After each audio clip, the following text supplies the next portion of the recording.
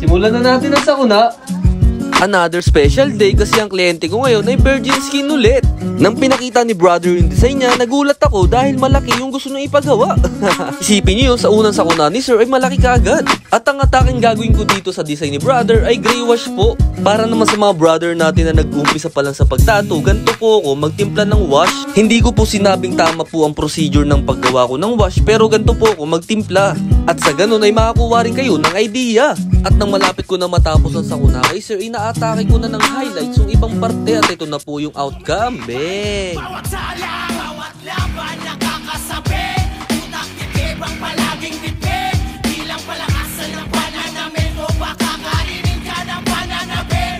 Bawat laban nakakasabi. Utak titib ang palaging tipid. Bilang palakasan ng pananamit o baka kainin ka ng pananabit.